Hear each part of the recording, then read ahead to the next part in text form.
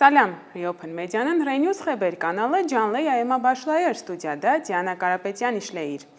Rusiya-Azərbaycan münasibətləri getdikcə daha da gərginləşir. Qarşılıqlı ittihamlar, informasiya təzyiqləri və hətta Rus məktəblərinin bağlanması ilə bağlı iddialar vəziyyəti narahatlıq doğuran bir mərhələyə daxil olub. Bu və digər vacib mövzular haqqında ətraflı bugün efirimizdə izləyin. Rusiya və Azərbaycan arasında qarşılıqlı etimadsızlıq daha da dərinləşir. Rusiyada Azərbaycanlı iş adamları, Bakıda isə Rusiya vətəndaşı şübhəlilər saxlanılır. Yekaterinburqda Azərbaycan Ural Təşkilatının rəhbəri Şahin Şıxılinski saxlanılıb. Onu və oğlunu xüsusi təyinatlılar Bakı Plaza yaxınlığında maşının şüşələrini sınıdaraq aparıblar. Daha sonra o sərbəst buraxılıb. Rusiyada bir Azərbaycanlı iş adamı həbs edilib. Sankt-Peterburqda böyük tikinti şirkətlərindən birinin Azərbaycanlı baş direktoru saxlanılıb. O, ümumilikdə 46 milyondan çox rubli məbləğində dədisuzluq əməllərində şübhəli bilinir. İş adamı Bagalovo kəndində yerləşən Ozbağ evində saxlanılıb. Bu və digər təfərrüatlar hazırladığımız reportajda izləyin. Rusiya-Azərbaycan gərginliyi artır. Qarşılıqlı ittihamlar, deportasiyalar, həbslər, bunlar da ictimai alçaldılma və zorakılıqla müşayiət olunur. Moskva və Bakı qarşılıqlı inamsızlığı dərinləşdirir. Rusiyada son 10 illiklərdə müxtəlif cinayətlərdə şübhəli bilinən şəxslərin kütləvi həbslərindən sonra iş adamı pərdəsi altında gizlənən və kriminal aləmlə iç-içə olan azərbaycanlılar, Bakıda isə mütəşəkkil cinayətkar qruplaşma adı altında Rusiya vətəndaşı olan jurnalistlər həbs edilir. Yekaterinburqda Azərbaycan Ural Təşkilatının rəhbəri Şahin Şıxlinski həbs edilib. Xüsusi təyinatlılar onu və oğlunu Bakı Plaza yaxınlığında avtomobilin şüşələrini sındıraraq və maşından zorla çıxararaq saxlayıblar. Bundan əvvəl 2001-2011-ci illərdə sifarişli qətllər törətməkdə ittiham olunan etnik cinayətkar qrupun 6 üzvü həbs edilmişdi. İstintaqın məlumatına görə qrup saxta siqaret satan köşklərə nəzarət edib. Voronejdə iş adamı Yusif Xalilov həbs edilib. Azərbaycan mənbələrinin iddiasına görə o, Alekseyevski bazarının şəriklərindən biridir. Bakıda 8 Rusiya vətəndaşı güya İrandan narkotik gətirmək və kiber cinayətlər törətmək ittihamı ilə həbs olunub. Məhkəmə onların barəsində 4 ay müddətinə həbs qətimkan tədbiri seçib. Yayılan kadrlar onların zorakılığa və alçaldılmaya məruz qaldığını göstərir. Azərbaycan Baş Prokurorluğunun xüsusi brifinqində bildirilib ki, Yekaterinburqda Azərbaycanlı Hüseyn və Ziyaddin Səfərov qardaşları dəfələrlə döyüldükdən sonra ölüblər. Yeri gəlmişkən Azərbaycan mətbuatında Səfərov qardaşlarının kriminal aləmin nümayəndələri olduğu və Macaristanda ömürlük həbs cəzasına məhkum edilən, Azərbaycana ekstradisiya olunan və Prezident Əliyevin sərəncamı ilə əfv edilən bədnam Ramil Səfərovun yaxın qohumları olduğu barədə məlumat yayılmışdı. Ziyaddinin cəsədi Bakıya bir qabırğası olmadan çoxsaylı xəsarət və şişlərlə qaytarılıb. Qətl maddəsi ilə cinayət işi açılıb. İşə prokurorluğu müstəntiqi Nemət Əvəzov nəzarət edir. Onları qəddarcasına döyərək ölümcül hala salıblar. İş bizim nəzarətimizdədir. Prokuror İlqar Səfərov Rusiya mənbələrinin Hüseyn Səfərovun polis reydi zamanı kəskin ürək çatışmazlığından öldüyü barədə yaydığı məlumatı hiddətlə təksib edir. Səfərov Rusiya mətbuatı hadisəni səhhətlə bağlı problemin nəticəsi kimi təqdim etməyə çalışır. Lakin Azərbaycanlı ekspertlərin rəyləri bunun əksini deyir. Rusiyada 14 Azərbaycanlı həbs edilib. Bakının məlumatına görə onlardan 7-sinə qarşı zorakılıq tətbiq olunub. 2 nəfər ölüb, 2 nəfər müalicə olunur, 1 nəfər isə Azərbaycana deportasiya edilib. Sputnik Azərbaycan əməkdaşlarının güya Rusiya xüsusi xidmət orqanları ilə əlaqədə olmaq ittihamı ilə həbs edilməsi ilə paralel olaraq Bakıda şəxsi səfərdə olan Russia Today əməkdaşı da saxlanılıb. Azərbaycan səfiri növbəti dəfə Xarici İşlər Nazirliyinə çağırılıb və ona əvvəlkindən daha sərt nota təqdim edilib. Bakının addımları Rusiyanın daxili işlərinə müdaxilə kimi qiymətləndirilir, deyə nazir müavini Mixail Galuzin səfir Mustafayevə bildirib və Rusiyalı jurnalistlər Kartavixinə və Belausovun azad edilməsini tələb edib. Həmçinin vurğulayıb ki, Azərbaycandakı anti-Rusiya kampaniyasını hakimiyyət özü təhrik edir. Rusiya Xarici İşlər Nazirliyinin rəsmi nümayəndəsi Mariya Zaxarova bildirib ki, onların həbs edilmiş və saxlanılmış Rusiya vətəndaşlarına baş çəkmək cəhdləri nəticəsiz qalıb. Rusiya ümid edir ki, Bakının təhribatçı addımları dayandırılacaq. Çünki bu addımlar iki tərəfli münasibətlərə ciddi ziyan vurur. Zaxarova Azərbaycanda olan və ya ora getməyi planlaşdıran Rusiya vətəndaşlarını mövcud vəziyyəti nəzərə almağa çağırıb.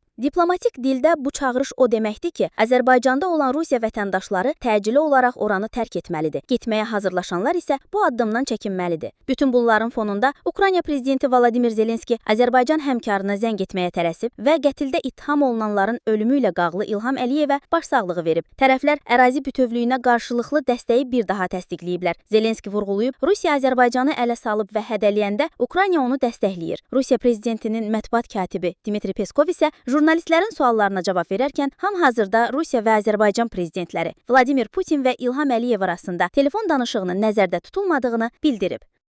Zelenskinin bu tələsik addımına Kreml sözçüsü Dmitri Peskov cevap verip Peskov'un sözlerine göre Moskva açık şekilde görür ki Kiyev çalışır pozmak Rusya ile Azerbaycan arasında mevcut olan münasibetlerin balansını ve bu yolla bölgede elave gerginlik yaratmak. Kreml nümayəndəsi bildirib ki Ukrayna tərəfi məqsədyönlü şekilde cəhd edir odun üstüne benzin tökmeye, Bakını emosyonal ve şert reaksiyalara tehrik etmek üçün.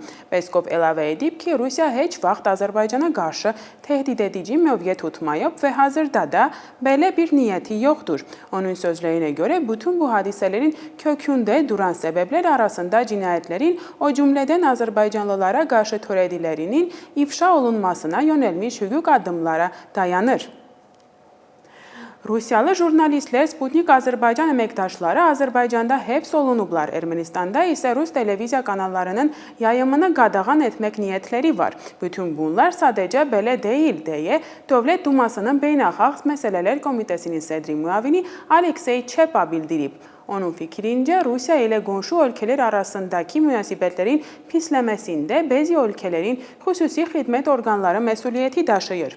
Bu, əlbəttə ki, müəyyən təzyiqdir. Biz başa düşürük ki, bu hadisələr təsadüfi deyil və belə hadisələri təşkil edə bilən qüvvələr var və bu olduqca xoşa gəlməz bir haldır. Qonşu ölkələrlə baş verən hadisələr müəyyən narahatlıqlara səbəb olur deyə o vurğulayıb. Deputat əlavə edib ki, Ermənistan və Azərbaycanla münasibətlərin daha tez istiləşməsini arzulayırdı.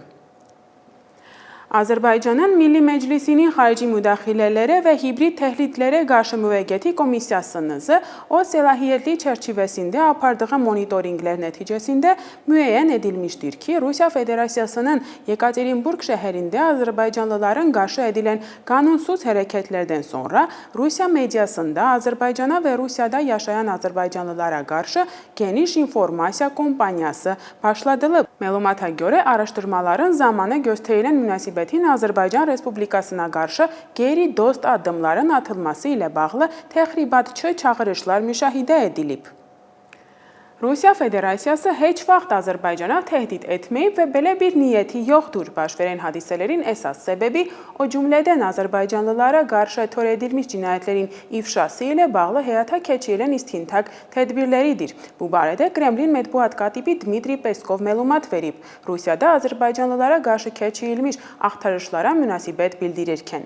Peskov həmçinin qeyd edib ki, bu məsələ ilə bağlı Rusiya hüquq mühafizə orqanları Azərbaycanlı həmkarları ilə əlaqə saxlayırlar. Hazırda baş verən hadisələrə Moskva ilə Bakı arasındakı münasibətlərinin yaxınlaşmasına heç bir şəkildə töhfə vermir. Əksinə onlara daha da gərginləşdirir. Bu barədə Rusiya Federasiyasının Xarici İşlər Nazirliyinin rəsmi nümayəndəsi Mariya Zaxarova bildirib. O, Bakıda Sputnik Azərbaycan xəbər agentliyində keçirilmiş axtarış və agentliyin rəhbəri ilə baş redaktorunun həbsi məsələsinə toxunub. Mən diqqəti bu məqama yönəltmək istəyirəm ki, bu illər ərzində həmin media orqanı fəaliyyəti göstərib. Onun platformasında əsasən Azərbaycan vətəndaşları çalışıblar. Orada Rusiya Federasiyası vətəndaşları da olub. Azərbaycan tərəfi heç vaxt bu media orqanına nə format, nə də məzmun baxımından heç bir irad bildirməyib deyə Zaxarova qeyd edib. O əlavə edib ki, ola bilsin kiməsə hansısa material xoş gəlməyib, lakin nə media orqanına, nə də jurnalistlərə heç bir rəsmi narazılıq bildirməyib. Aydındır ki, bu addımlar başqa məqsədlərlə atılır. Bu barədə dünən Moskvadakı Azərbaycan səfirinə də bildirib, deyə diplomat vurğulayıb. Zaxarova xatırladıb ki, iyulun 1-də Azərbaycanın Moskvadakı səfiri Rəhman Mustafayev Rusiya Xarici İşlər Nazirliyinə dəvət olunub və ona şərt demarş təqdim edilib. Bakı rus məktəblərini bağlamağı planlaşdırır. Azərbaycanda yaxın vaxtlarda bütün rus dilli məktəblər bağlanacaq. Artıq valideynlər mərhələli bağlanma ilə bağlı bildirişlər alıblar. Bu barədə Azərbaycan mediası məlumat yayıb. Oxu Azın yazdığına görə şagirdlərin valideynlərinə bu barədə bildirişlər məktub WhatsApp qrupları vasitəsilə göndərilib. Yayılmış məlumata əsasən bu addım Azərbaycan dilinin əsas tədris dili kimi mövqeyini gücləndirməyə yönəlib. Planlaşdırılır ki, məktəblər 3 il ərzində tam şəkildə Azərbaycan dilli təhsilə keçsinlər. Xatırladaq ki, 2024-cü ilin avqust ayında Azərbaycanın prezidenti bəyan etmişdi ki, ölkədə 324 rus dilli məktəb fəaliyyət göstərir. Onun sözlərinə görə həmin məktəblərdə 160 min uşaq təhsil alır. Əlavə alaraq 800 min şagird rus dilini ikinci dil kimi öyrənir. Rus dilli məktəblərin bağlanması ilə bağlı yayılan məlumatlar Moskva ilə Bakı arasında münasibətlərin əhəmiyyətli dərəcədə gərginləşdiyi dövrdə təsadüf edir. Dünən Bakının hərbi məhkəməsində Qarabağın keçmiş dövlət naziri Ruben Vartanyan barəsində qaldırılmış saxta cinayət işi üzrə məhkəmə prosesi davam edib. Azərbaycan mediası xəbər verir ki, güya zərər çəkmişlər ifadə veriblər.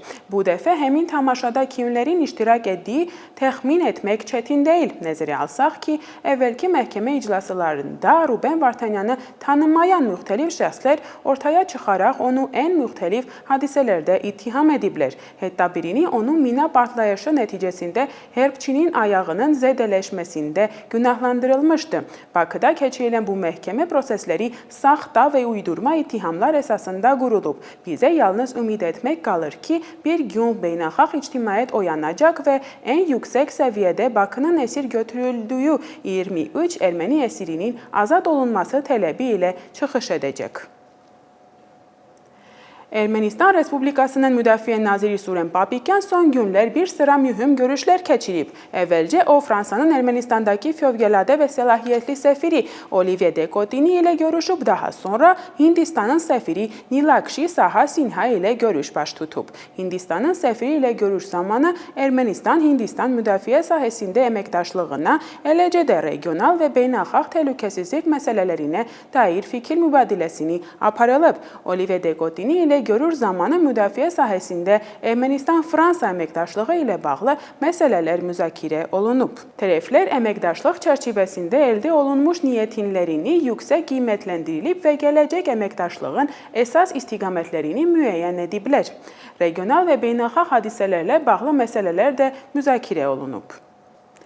Ermənistan Respublikasının prezidenti Vahagn Xaçaturyan BMT-nin inkişafın maliyyələşdirilməsi konfransı çərçivəsində Beynəlxalq Ticarət Palatasının baş katibi John Denton ilə görüşüb. İclasda Beynəlxalq Ticarət Palatasının Erməni Milli Komitəsinin İcraiyyə Şurasının üzvü, Ticarət və İnvestisiya Komitəsinin sədri Hayk Markaryan da iştirak edib. Görüş zamanı Ermənistanın biznes mühiti ilə bağlı məsələlər müzakirə olunub. Respublika prezidenti Ermənistanda investisiyaların cəlb edilməsi, ticarətin inkişafı və standartlaşdırma məsələlərinə xüsusi toxunub. Həmçinin Ermənistan hökumətinin irəli sürdüyü sülhün keşişməsi proqramını təqdim edib. Söhbət zamanı John Denton Ermənistanda COP17 BMT-nin biomüxtəliflik konfransının təşkili və keçirilməsi prosesində mümkün yardım göstərməyə hazır olduğunu vurğulayıb. Kanadanın Xarici İşlər naziri Anita Anand Ermənistanın Xarici İşlər naziri Arat Mirzoyanla telefon danışdığı zamanı Kanadanın konsulluq heyətinə göstərilən dəstəyə görə təşəkkür edib. Bu səhər Ermənistanlı həmkarım Arat Mirzoyanla danışdım və Kanadanın konsulluq heyətinin Aqaraq sərhəd keçid məntəqəsində səmərəli fəaliyyəti və əlçatanlığı üçün Ermənistana təşəkkürümü bildirim. Öz növbətimizdə biz də son zamanlarda bölgədə olan Kanadalıların yardım göstərə bildik. Eyni zamanda biz regionda demokratik prinsiplərə və insan hüquqlarına sadiqliyimizi müzakirə etdik və bir daha təsdiqlədik deyə Anita Anand X sosial şəbəkəsində paylaşım edib. Ermənistan parlamenti həbs edilmiş Samvel Karapetyan'a məxsus Ermənistan elektrik şəbəkələrinin milliləşdirilməsinə imkan verən qanun layihəsini birinci oxunuşda qəbul edib. Layihənin ləhinə 65, əleyhinə 30 nəfər səs verib, bir tərəf qalan olmayıb. Ermənistan parlamenti tərəfindən hazırlanan qanun layihələrinə əsasən Respublikanın İctimai Xidmətlərin Tənzimlənməsi Komissiyası şirkətin fəaliyyətində ciddi pozuntular aşkar edərsə və araşdırma aparsa, şirkətin rəhbərliyini dəyişə biləcək. Bu halda komissiya şəbəkədə sahiblərinin müvəqqəti olaraq idarə etmədən kənarlaşdırmaq və müvəqqəti menecer dəvət etmək hüququna malikdir.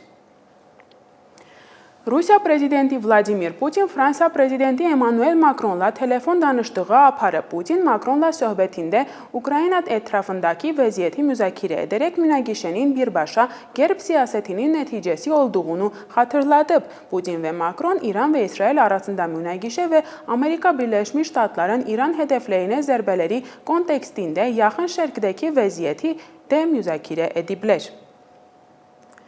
Amerika Birləşmiş Ştatların dövlət katibi Mark Rubio təsdiq edib ki, planlaşdırıldığı kimi Amerika Birləşmiş Ştatların Beynəlxalq İnkişaf Agentliyinin 2025-ci il iyulun 1-də bütün xarici yardım proqramlarını rəsmən dayandıracaq. Qeyd olunur ki, Amerika Birləşmiş Ştatların hökumətinin hazırki siyasətinə zid olmayan yardım proqramları bundan sonra USAID deyil, birbaşa dövlət departamenti tərəfindən həyata keçiriləcək.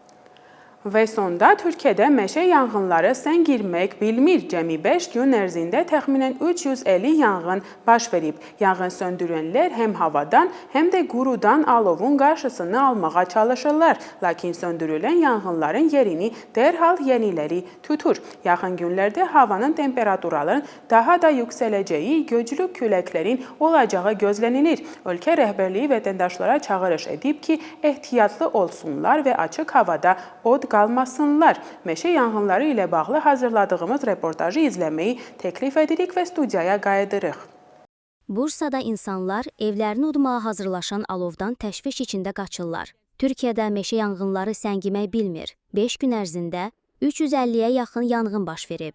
Yanğın söndürənlər həm havadan, həm də qurudan alovun qarşısını almağa çalışsalar da, söndürülənləri yeniləri əvəz edir. Manisada yanğın artıq 12 hektar meşəni məhv edib. Yanğının səbəbi araşdırılarkən fəlakətin absurd bir hadisədən başladığı məlum olub. Bir kişi üzərində gənə tapdığı yastığı yandırıb və onu bağçaya atıb. Məhkəmə həmin şəxsi həbs edib. İzmirdə tüxyan edən yanğınlara qarşı mübarizəyə 4 təyyarə, 14 helikopter, 100-dən çox yanğın söndürən maşın və 1000 nəfərlik şəxsi heyət cəlb olunub. Hazırda biz təxliyə işləri ilə məşğuluq. Artıq 2000 evi təxliyə etmişik. Bir həll yolu tapana qədər onların bir hissəsini öz evlərimizdə yerləşdirmişik. Təxliyə edilənlər alovun yavaş-yavaş evlərinə çatdığını çox vaxt televizordan öyrənirlər. Mənə zəng edib dedilər ki, evin yanıb. Sonra məlum oldu ki, arxamızdakı ev yanıb. Yanğın söndürənlər odu söndürənə qədər evimin mətbəxi və qonaq otağı külə dönmüşdü. Yaxın günlərdə Türkiyədə temperaturunun daha da artacağı, güclü küləklərin əsəcəyi gözlənilir. Ölkə rəsmiləri ayıq-sayıq olmağa və heç bir halda açıq havada ocaq qalamamağa çağırıblar. Bugünkü buraxılışda sizinlə paylaşacaqlarımız bu qədər idi. RENews xəbər kanalının Azərbaycanca xidmətini izləməyə davam edin, obyektiv və dəqiq informasiya üçün. Biz regiondakı vəziyyəti izləməyə davam edəcəyik və sizə yalnız faktlara əsaslanan məlumatları çatdıracağıq. Siz bizi YouTube, Telegram, Instagram, X, Facebook'da tapa bilərsiniz və ya bizi riopen.media saytında izləyə bilərsiniz. Bugünkü bu qədər və görüşənədək sağ olun.